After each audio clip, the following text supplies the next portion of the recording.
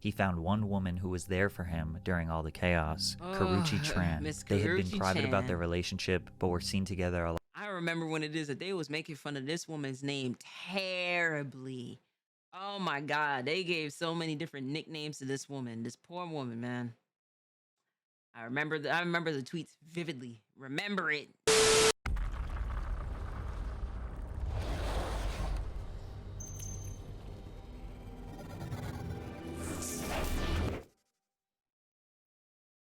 But you know, it is like, you know me. You know when it comes down to my stream, what's not an Ari stream without a little bit of controversy in some form of way, right?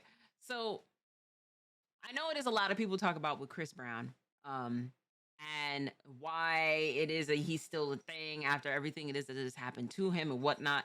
I did get the chance to watch Chris Brown's documentary, which Rihanna has also forgiven him for the things that has happened in the past, and on top of that too, she basically gave him the green light to go ahead and to talk about the entire situation of the documentary as well. So without further ado, let's go ahead and let's talk. Let's react to this. Why didn't Chris Brown's career end?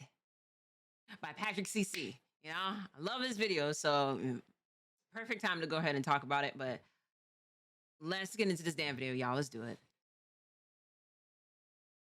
When discussing Chris Brown, it's impossible to forget the 2009 incident where he physically assaulted his girlfriend Rihanna, who, as we know, was and still is one of the most popular stars of the past decade. Some of you from that moment on were never a fan of Chris Brown again, and while it did leave a stain on his reputation, being forever associated with this disgraceful incident basically didn't hurt his career at all. Today, Chris Brown has over 50 million monthly listeners, has more gold records than Elvis, and is still selling out stadiums all over the world. Just last week, he posted on Instagram about how people still hate him for a mistake he made at 17. But Chris Brown has made a mistake almost every year for the past decade. He seemingly isn't a changed man.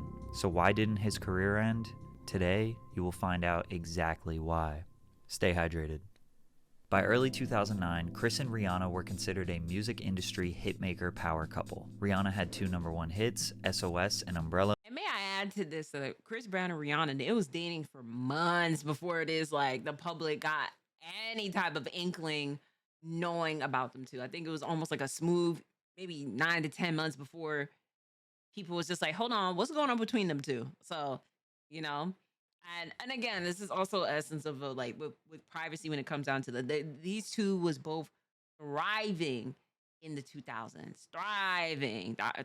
I think Chris Brown came out in 2006, and I believe Rihanna came out in 2005 with Conde Replay. But you know, he still get the bitches wet. This is the very day. I don't give a fuck. Leave Chris Brown alone. You know, I still like Chris Brown's music. I know it is like the main person is I know that loves Chris Brown to a T is Burst. Burst will like he still to this day make videos talking about with Chris Brown. And I love Chris Brown's music. I still think it is that he is extremely talented. I still feel like even if it is like this situation did not happen, he would be way up there. Way up there. And y'all know what it is that I'm talking about, but I still fuck with him. I still fuck with Rihanna. You know what I'm saying? Still fuck with her. Love her dearly. You know what I'm saying? She comes from same island it is that most of my entire family comes from. And I still fuck with Chris Brown too. So, but I'm glad it is like even after everything that happened, Rihanna was able to forgive him and was able to move on from it. They both was able to move on from it, regardless of like, you know, other incidents it is that Chris Brown has done before.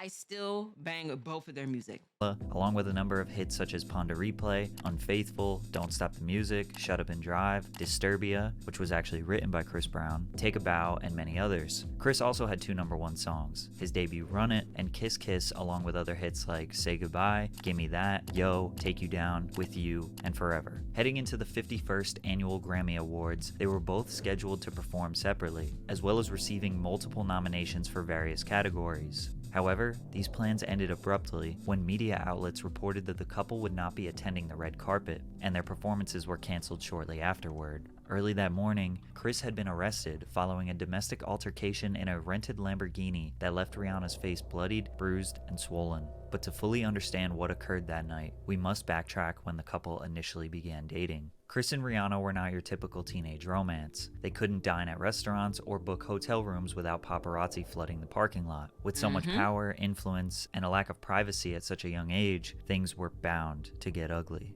Chris told Rihanna that he wanted to marry her. Before he proposed, he wanted to come clean and admit that he had slept with one of his female assistants. Rihanna was floored. She could no longer trust Chris for hiding this from her for so long, especially since Rihanna asked Chris years ago if he ever slept with this woman. My trust totally was lost with her. You know what I'm saying? She hated me. After that, I tried everything. Like, we would fight each other. She would hit me, I would hit her. But it never was okay. There were actually 2 previous domestic abuse-related incidents before the Grammys. The first offense cited occurred in Europe about 3 months before his arrest. Chris and Rihanna were engaged in a verbal dispute when she slapped him, and he responded by shoving her into a wall. The report also states that in January, Brown and Rihanna were vacationing in Barbados and got into an argument while they were riding around in a borrowed Range Rover. No injuries were reported, but Brown got out of the vehicle and smashed the driver and front passenger side windows. But on February 8th, it all reached a tipping point, and it was about to get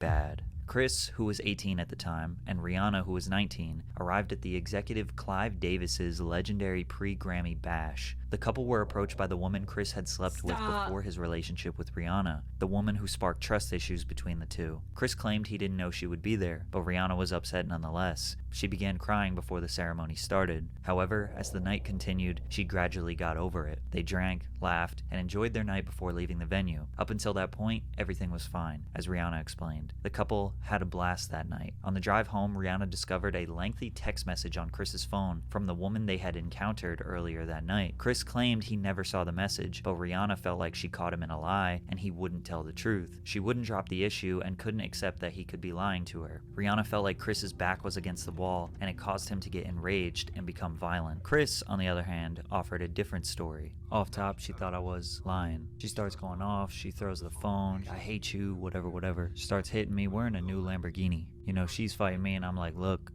I'm telling you the truth, I swear to God. You know I'm telling you the truth, stop it. So then she hits me a couple more times and I just It doesn't go from translation to, let's sit down, I'm telling you the truth. It goes to, now I'm finna be mean and be evil. So then I remember she like tried to kick me. It's like her just being upset. But then I really hit her. Like I with a closed fist, like I punched her, you know, and it busted her lip. And when I saw it, I was in shock, like, fuck, why did I hit her like that? So from there, she just spit in my face, like spit the blood in my face, and I'm like.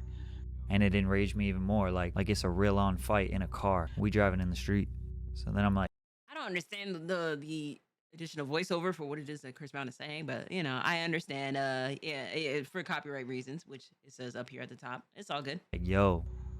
Hey, y'all, we tripping. Like, what the like, what are we doing? Chris says that he didn't start the verbal or physical fight, but he does admit that he retaliated violently, and that was wrong. According to the detective's statement, Rihanna made frantic calls and texts to her staff after Chris allegedly threatened to assault her when they arrived home. The outrage only angered Brown more, and he continued his barrage of punches as the vehicle swerved. All Rihanna could think to herself was, when is it going to stop? Eventually, Chris pulled over. Rihanna ripped the keys out of the ignition and pretended to throw them out the window, forcing Chris to exit the vehicle. While searching for the keys, Rihanna yelled, "Help, he's trying to kill me." A neighbor heard Rihanna's screams and immediately dialed 911. Frustrated, Chris walked home while Rihanna remained there until authorities arrived. After their Grammys appearance was canceled, the public soon learned about the truth regarding what occurred earlier that day. Following the news leaking to the media publications, TMZ released a photo of Rihanna where she sustained visible injuries. Someone in the police department leaked the photo. Rihanna described this person as, They should have got sued.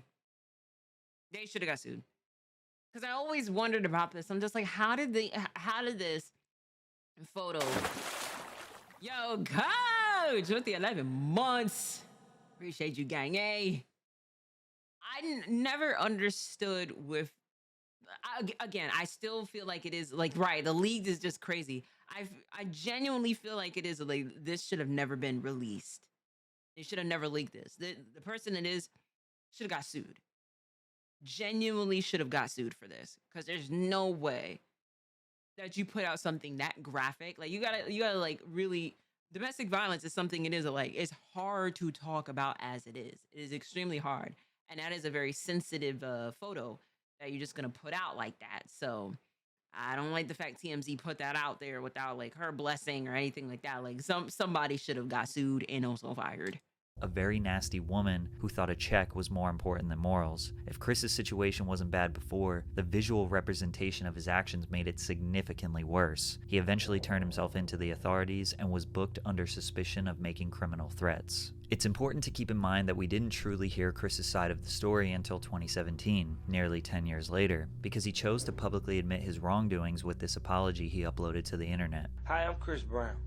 Since February, my attorney has advised me not to speak out, even though ever since the incident I wanted to publicly express my deepest regret and accept full responsibility. Although I would do some interviews and answer some questions in the future, I felt it was time that you heard directly from me that I am sorry. He carried that same sentiment to court as he pleaded guilty to felony assault. In August of 2009, Chris received 5 years of probation. He was ordered to attend 1 year of domestic violence counseling and undergo 6 months of community service. After the trial, Rihanna broke her silence. I fell in love with that person. That's embarrassing. That's embarrassing that that's the type of person that I fell in love with. So far in love. So unconditional that I went back. On average, I think it That's takes a not right. woman 7 times before she leaves. 8 or 9, actually. And I don't want that to happen. Then Chris publicly responded. Is it difficult for you to hear Rihanna say those things? It is. It's real difficult. It hurts, but it's just something that I have to be responsible for because I'm responsible for my actions. He did the right thing by admitting his wrongdoings, but he still Fair. lost sponsorships, bookings, and radio play. Despite the backlash, he decided to release an album in 2009, Graffiti, which debuted at number 7 on the Billboard Hot 200 and sold 102,000 copies Still in the did first very week. good. This is still his worst performing album, but it's also easily his worst sounding album. At the time, people thought his career was I beg to differ on that. I beg to differ. There's still some hits on that album. I hate the fact that there's people that be on this road that just be like, all right, I'm just gonna go ahead and speed. Like, sir, the speed limit is 25 miles per hour. Why are you speeding? Where are you going? ruined. But actually, this was only a minor setback. Chris was about to dominate for the next decade, and although he claimed he was going to change his actions, Right, that I couldn't like the be album further too. from the truth. I have sought and I'm continuing to seek help to ensure that what occurred in February can never happen again. And as I sit here today, I can tell you that I will do everything in my power to make sure that it never happens again, and I promise that. Chris was never blackballed from the music industry. Just 1 year after pleading guilty, he was booked to perform a Michael Jackson tribute at the 2010 BET Awards. During the performance, he famously began crying and fell to his knees while singing Jackson's Man in the Mirror.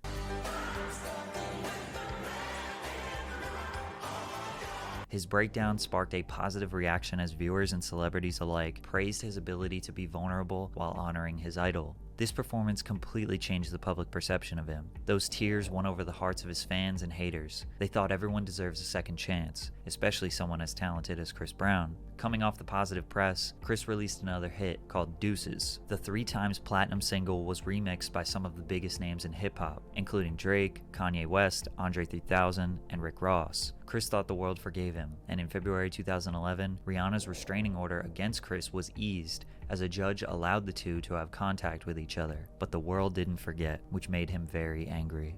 Have you been able to? How have you been able to? Oh, I remember I've been this. focusing on his album, you know. I think this album is what, you know, I want people to hear and want people to really get into. So definitely this album is what I want them to talk about and not the To be fair, I vividly remember this interview. She was pressing the issue a lot with Chris Brown, and I you know, look, yeah, that's fair. It's just like, okay, we talk, like, I'm here for something else, and then we keep talking about something in the past where it is I took the responsibility for, I did my time for it, this isn't this, things has been a little bit different, this isn't this, like, you know, I remember this vividly, and sometimes, and especially working within journalism, you have to be mindful of the person is you're interviewing.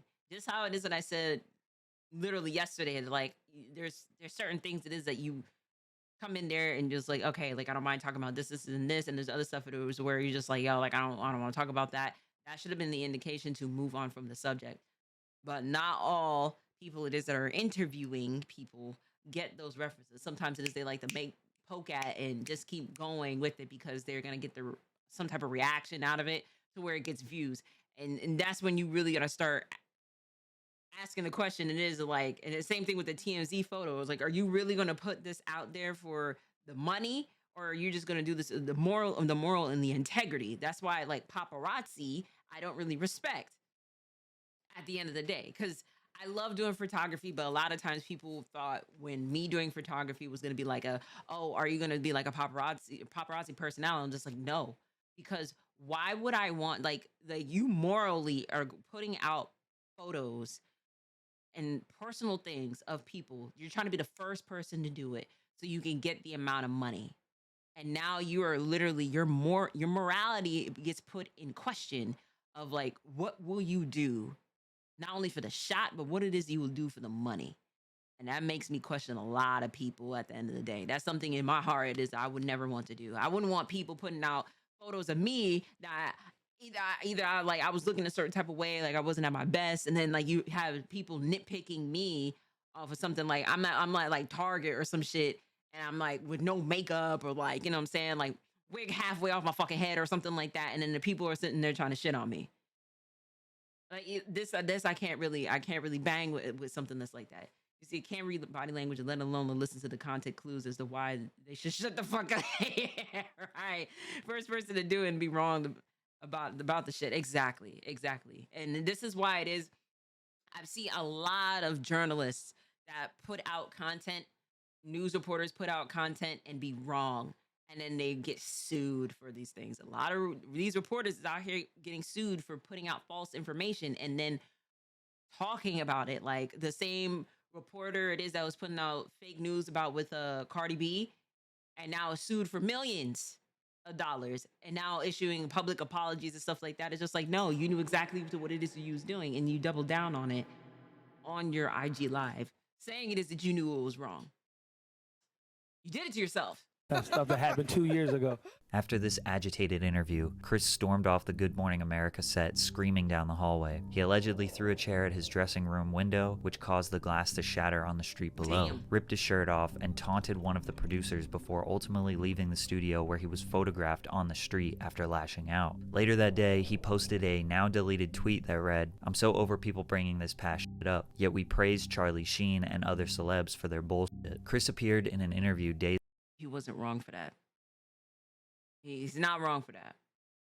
later and apologized for his outburst. Luckily for Chris, he found one woman who was there for him during all the chaos, Karuchi Tran. Miss They had been Karuchi private about their Tran. relationship, but were seen together a lot. I remember when it is that they was making fun of this woman's name terribly. Oh my God. They gave so many different nicknames to this woman, this poor woman, man. I remember the tweets vividly. Remember it. In early 2011 until the pair ultimately decided to make their relationship officially public. Chris then dropped his 2011 album Fame, which stood for It's Forgiving fire. All My Enemies. The album It's a was a major fire album. success, with hit singles like Look at Me Now and Yeah x3. Chris was able to sell 270,000 copies first week and earned his first #1 album. The next year he dropped Fortune, which would be his second Which is #1 another album. Back-to-back banger. #1s proved that Chris Another Brown's banger music album. was good enough to look beyond his demons. It also helped that every major artist in the industry was totally fine with working with him, but Damn, Big Sean, you kind of small, beyond his gang. demons. It also You was kind of small back then. Damn. You know it's kind of bad when it is Wiz Khalifa was out here bigger than you, gang. But hey, listen, the two albums was a banger. Now, yeah, exactly. Now he big now. also helped that every major artist in the industry was totally fine with working with him. But he was about to get the biggest cosign that would fundamentally restore his reputation. That would come from Rihanna. Chris appeared on the remix of Rihanna's song Birthday Cake. In return, Rihanna featured on Turn Up the Music. The records were very controversial due to their past. Rihanna said she didn't understand the controversy. She didn't see how people could think it was a bad thing. Rihanna's defense over the music made it clear that she had forgiven Chris, but she took it a step further when she went on Oprah to publicly speak on their relationship. He made that mistake because he needed help, and like, who's gonna help him? Nobody's gonna say he needs help. That remix on Birthday Cake was kind of fire though. And he also like, what is it? Nobody's Business. I fucking love that song. I still love that song. It's fire. You always be mine. Sing it to the world. Always be my boy. Always be your girl. Nobody business. Ain't nobody business. You know, like I fucking love that song. I fucking love that song.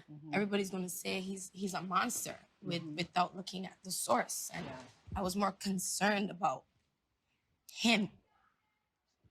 That is really powerful. Yeah, leave her Well, have forehead you alone. forgiven him?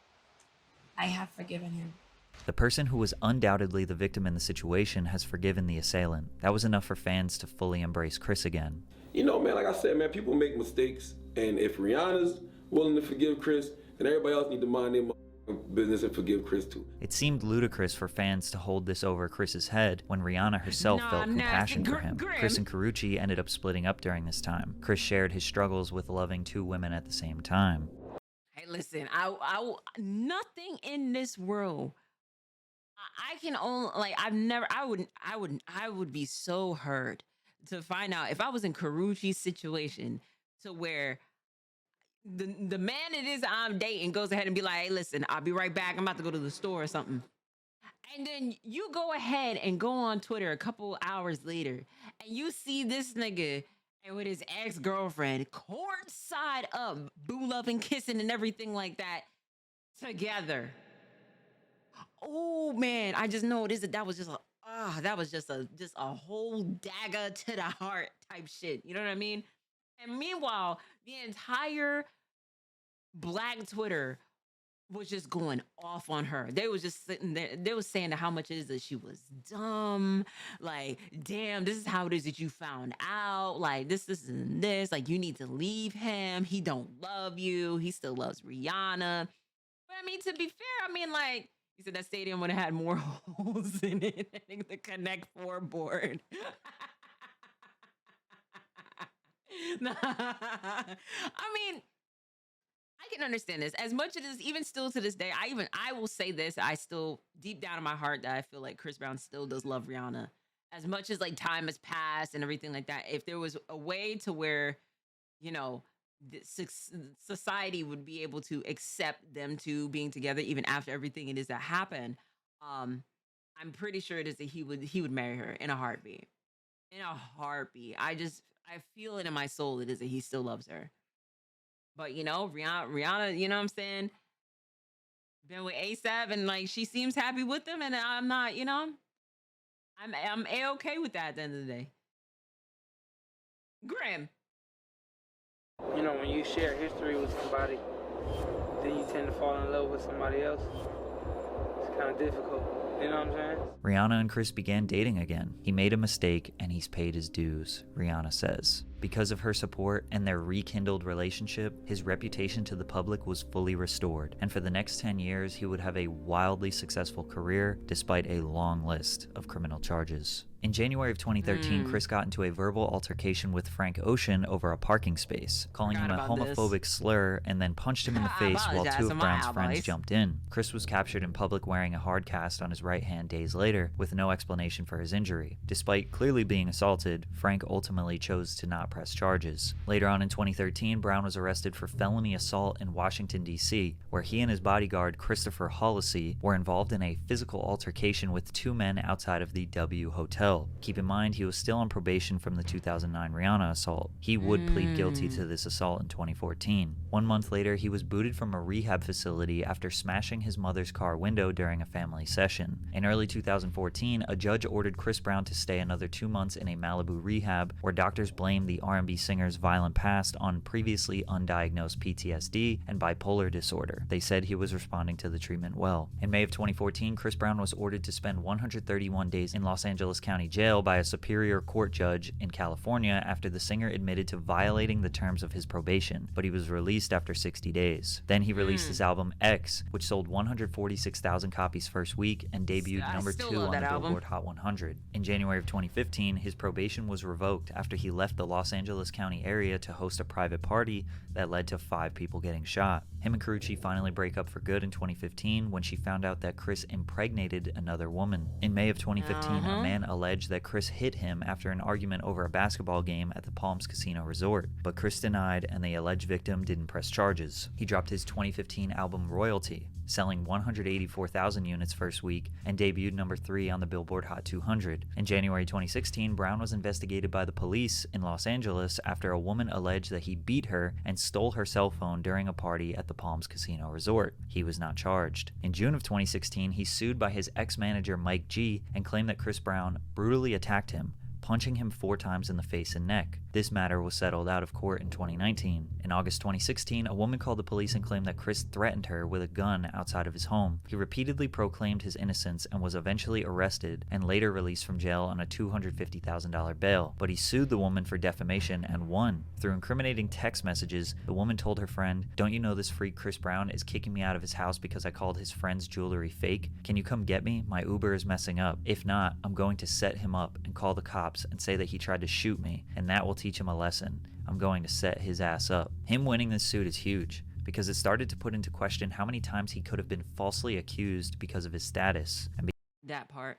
because of his past, his character continued to be defaced by allegations highlighted by the media, as many of his crimes were dropped due to people not pressing charges or lack of evidence. In April of 2017, Tampa police said Brown allegedly sucker punched a 28-year-old club promoter during a paid appearance. The charges were dropped due to insignificant evidence. His ex Carucci filed a 5-year restraining order against Chris and won. Tran claimed that after the couple broke up, Brown demanded that she return diamond rings and other gifts that she had received during their relationship. When she refused, Brown reportedly texted her, "I'm not being nice to you no more. If I see you out in public again and I'm there, I will make you hate me even more. Don't be anywhere I'm out in public. I'm going to ban you from all events." In another text, he allegedly wrote, "Bitch, I will beat the shit out of you, and I promise you I will make your life hell." In February, Tran claimed in a sworn statement that Brown had previously punched me in my stomach twice and pushed me down the stairs. In separate reports, Chris allegedly threatened to kill her. In January 2019, authorities in Paris detained Chris, his bodyguard, and a friend on potential charges of aggravated rape and drug infractions. A woman filed a complaint with the police alleging she was assaulted at his suite at the Mandarin Oriental Hotel. Chris and his associates were released from custody without charge just 2 days later. Paris authorities kept the investigation open, and Chris retaliated by following a defamation lawsuit against the woman. In the summer of 2019, Chris dropped his 9th studio album, Indigo. His criminal past seemingly once again had no effect on his commercial sales, as